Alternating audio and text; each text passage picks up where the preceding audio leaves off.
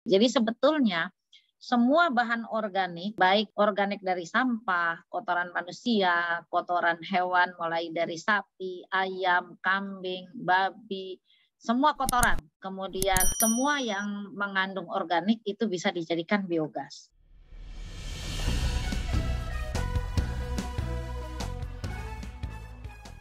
Salam perspektif baru, pemirsa acara ini di media sosial YouTube dengan nama akun Perspektif Wimar TV. Sekali lagi saya ingatkan, untuk di media sosial, akun kami adalah Perspektif Wimar TV. Saat ini Anda mengikuti wawancara khusus Perspektif Baru, tentu saja bersama host kesayangan Anda, yaitu saya, Hayat Mansur. Sahabat Perspektif Baru, saat ini di seluruh dunia, harga energi yang berasal dari bahan bakar fosil seperti batu bara, gas, BBM terus mengalami kenaikan. Ini salah satu faktornya adalah karena ketersediaannya makin berkurang. Nah, salah satu upaya yang dilakukan oleh banyak negara adalah beralih dari pemanfaatan energi fosil ke energi terbarukan. Salah satu jenis energi terbarukan yang dikembangkan atau dikelola adalah energi. Nah, keunggulan dari energi biogas ini dapat dimanfaatkan untuk skala rumah tangga menjadi energi gas dan energi listrik.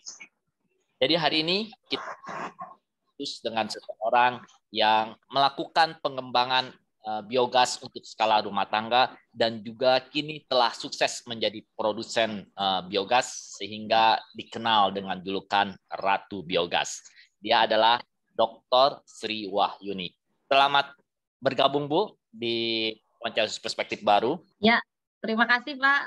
Kami telah diundang di Perspektif Baru. Iya, salam sehat selalu, Bu. Oh ya, Bu Sri Wahyuni sebagai Ratu Biogas, kok Ibu nggak pakai mahkota ratunya gitu? Maskotanya ratunya nggak dipakai Pak, ada. Bu Sri Wahyuni. Ya Pak, siap. Setiap hari kita menghasilkan kotoran dan sampah biogas. Nah, kotoran dan sampah biogas ini telah bisa diolah menjadi energi terbarukan berupa biogas.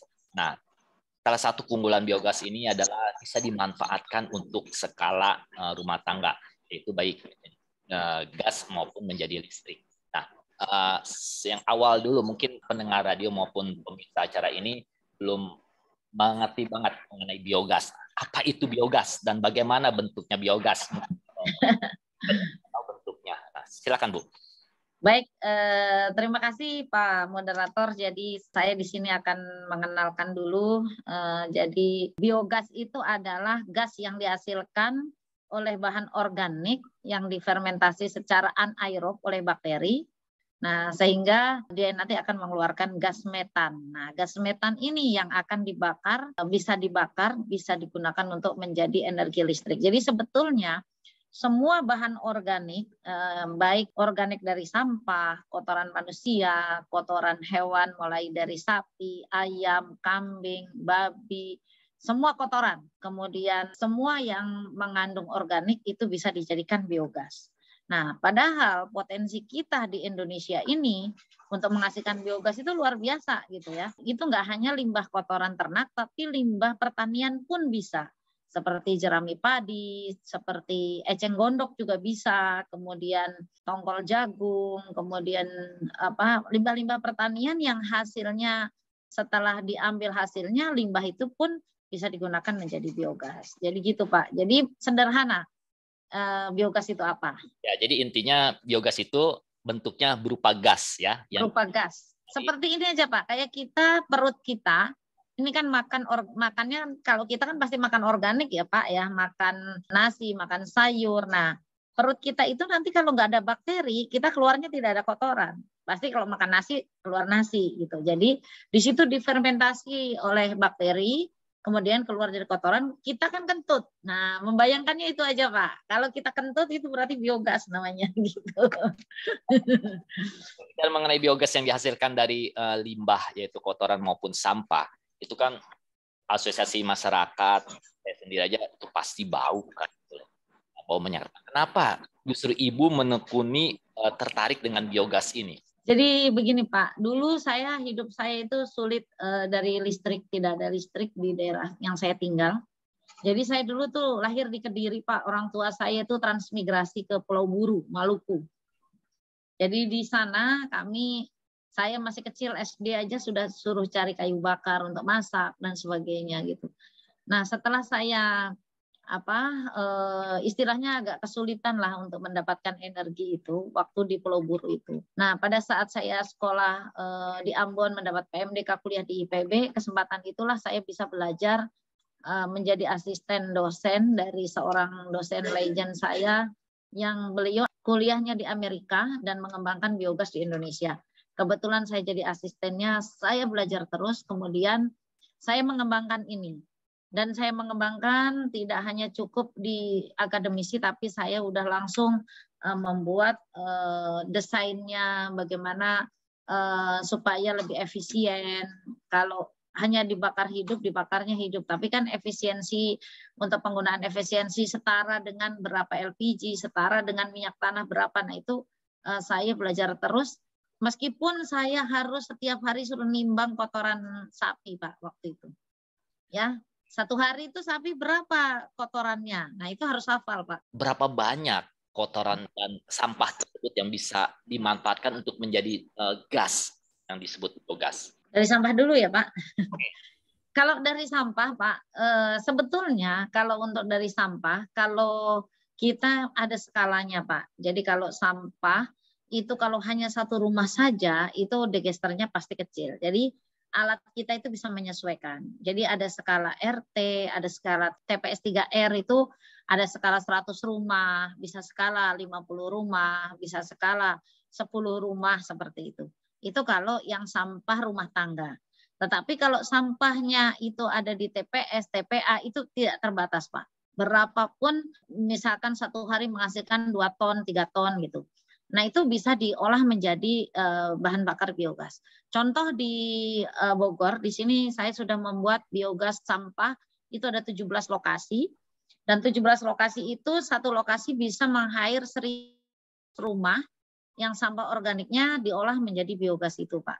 Seperti itu. Jadi itu kalau sampah. Sampah ini berapa kilogram, berapa ton untuk misalnya skala rumah tangga, misalnya untuk satu rumah atau misalnya untuk satu RT itu berapa sampah yang dibutuhkan, berapa ton atau berapa kilo gitu Bu? Untuk 2 ton sampah itu bisa untuk 10 rumah Pak. Itu kan setara berapa LPG atau berapa watt listrik? Kalau untuk 1 ton 2 ton sampah itu untuk 10 rumah, berarti kita tinggal mengkonversikan dia satu bulan itu menghabiskan berapa tabung kan gitu. Berarti kalau misalkan 10 rumah terus-terusan dia menggunakan sampah, menggunakan biogas, berarti dia sudah bebas 10 orang gitu. 10 orang itu sudah bebas dari LPG, Pak. Gitu, per bulannya. 12 kilo. Ya, yang 12 kilo ya.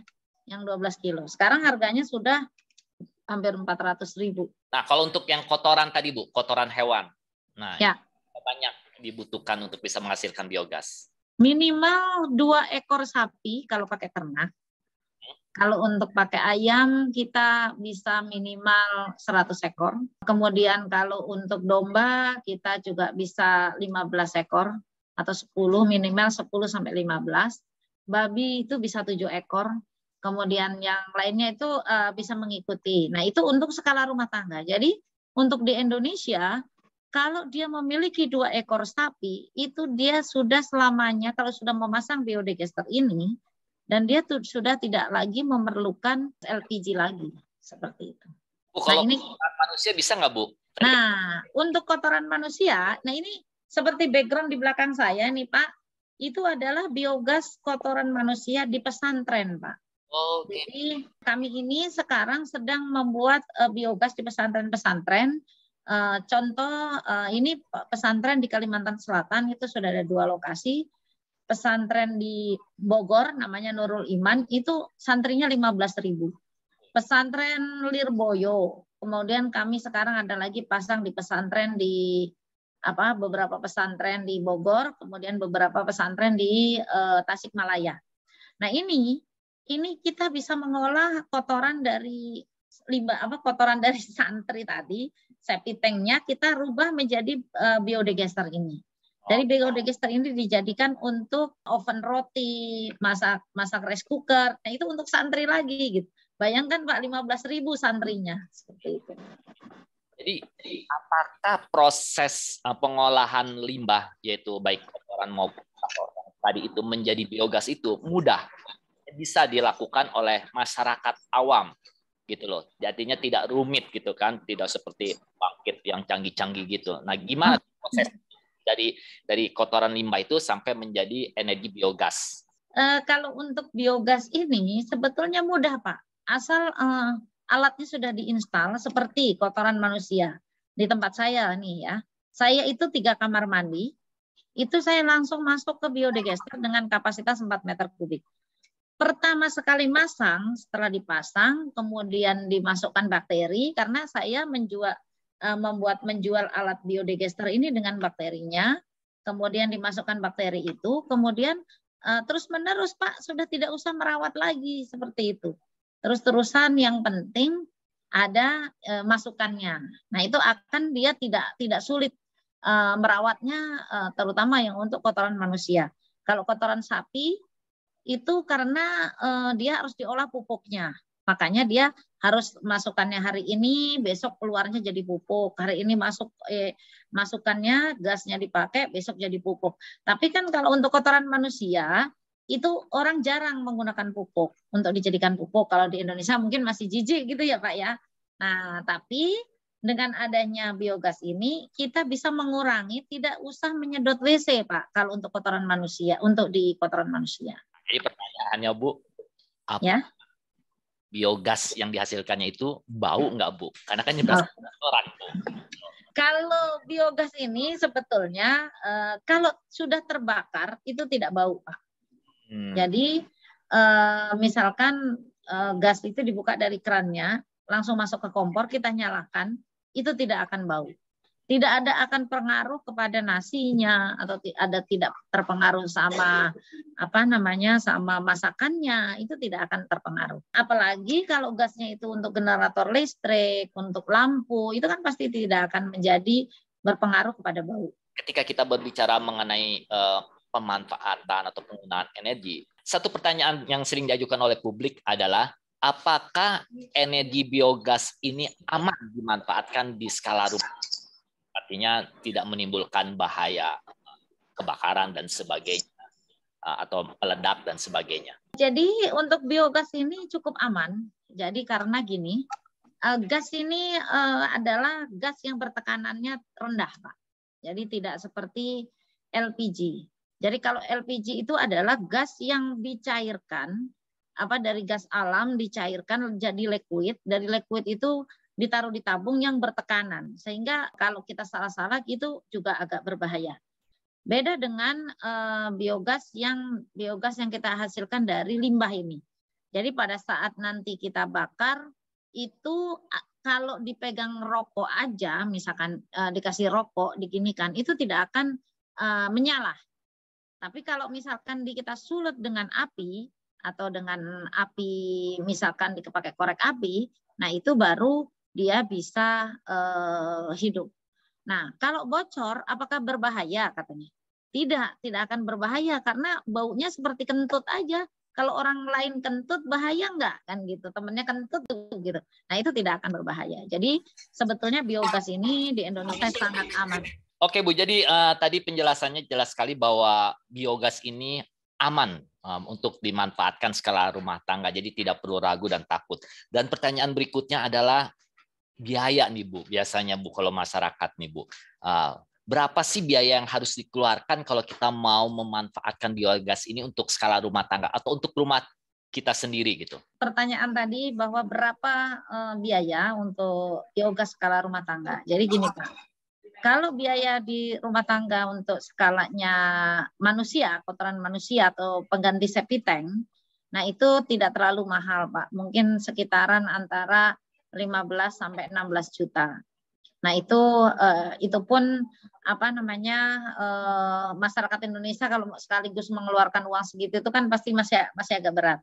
Nah, tapi kalau untuk kotoran ternak itu beda lagi karena kotoran ternak kita ada paket dengan pengolahan limbahnya. Jadi menjadi pupuk organik padat dan cair. Jadi dia itu sebetulnya kalau misalkan peternak itu memiliki biogas, itu dia akan mempunyai hasil yang lebih banyak, Pak, karena dia bisa menjual pupuk cair, pupuk padat. Harganya itu sekitaran antara 21 sampai 22 juta. Nah, itu tergantung lokasi, Pak, yang dikirim nih. Kemana? Jabodetabek ataupun di daerah luar Jawa, seperti itu. Bu, 15 juta itu untuk satu rumah atau untuk beberapa rumah, Bu, pemanfaatan biogas itu? Kalau untuk yang skala septic-nya itu, untuk kotak sendiri, itu mungkin untuk skala satu keluarga, Pak. Satu keluarga juga pun itu minimal ada minimal orangnya, Pak. Jadi kalau misalkan orangnya hanya 2 orang, 3 orang yang tiap hari misalkan yang buang airnya sedikit gitu juga mungkin nanti masukan untuk gasnya juga kurang banyak. Sehingga kita kalau untuk masang biogas itu minimal 5 sampai 10 orang di dalam rumah itu, seperti itu. Oke, Bu, sekarang hitung-hitungan ekonomisnya, Bu. Nih kalau masyarakat kan gitu. Ya. 15 juta, apakah itu lebih hemat dibandingkan misalnya tetap gas atau biayanya? Kalau menurut saya ya sangat hemat, Pak, karena gini. Sekarang dia beli tabung LPG berapa? Misalkan 1 bulan 400.000 tabung LPG-nya, misalkan 1 bulan 400.000. Kalau 400.000, kalau misalkan 15 juta dibagi 400.000, dia itu mungkin hanya sekitar 37 bulan. 37 bulan itu sudah selesai sebetulnya. Selanjutnya kan ini, biodigester ini kami menggaransi aja 5 tahun, Pak. Kalau mau masang biodigester ini. Jadi biodigester ini sangat efisien gitu ya. Makanya saya minta program pemerintah itu ke depannya itu energi terbarukan khususnya di bidang biogas ini ditingkatkan karena ini sangat bermanfaat buat masyarakat, dengan membantu masyarakat itu untuk menaikkan nilai ekonomi hari-harinya itu tidak harus membeli gas gitu ya, mengurangi pengeluaran lah intinya seperti itu, Pak. Bu, terakhir, Bu. Nah, ya. Masyarakat bisa membuat sendiri alat biodigesternya ini. Nah, kalau tidak bisa membuat, ketika mau membeli, kemana kami bisa menghubungi? Sri Wahyu. Ya. Baik, biodigester ini kalau zaman dahulu itu sebetulnya bisa dibuat sendiri dengan pakai batu bata atau semen atau tetapi beresiko gitu, Pak. Beresiko kalau misalkan belum ahlinya atau seperti apa nanti bisa akan bocor, ada apa, malahan mengeluarkan biaya lebih besar. Dan kami sudah memiliki pabrikasinya, kami sudah punya pabrik untuk men-setting dan membuat biodigester ini tinggal dipasang. Dan resikonya kecil karena kami menggaransi ini sehingga resikonya kecil gitu. Jadi lebih baik untuk membeli biogas ini bila bisa beli ke tempat kami di Ciomas Bogor karena kami semua peralatannya lengkap mulai dari kompor, rice cooker bahan bakar biogas, water heater bahan bakar biogas, setrika bahan bakar biogas, kemudian oven bahan bakar biogas, semua mengenai peralatan biogas itu ada di tempat kami, PT Swan Inovasi Transfer, alamatnya di Ciomas Bogor, dengan nomor telepon di 0813 11 200 203 atau bisa kunjungi website kami swanitran@yahoo.com. Saya nutup sama pantun, boleh nggak, Pak? Boleh, silahkan, Bu. Ya, saya mau tutup dengan pantun. Pertamina BUMN menghasilkan gas pernah dipimpin oleh Dahlan Iskan. Marilah kita mengolah limbah menjadi biogas untuk mewujudkan energi terbarukan. Terima kasih. Cakep pantunnya Bu Dr. Sri Wahyuni. Terima kasih Bu atas perspektifnya. Dan sebagai penutup, sahabat perspektif baru, saya hanya mengingatkan bahwa kini saatnya kita beralih ke energi terbarukan seperti biogas yang dapat dimanfaatkan untuk skala rumah tangga. Ini juga untuk kepentingan kita sebagai bangsa agar mandiri energi. Terima kasih, sampai jumpa di wawancara perspektif baru berikutnya.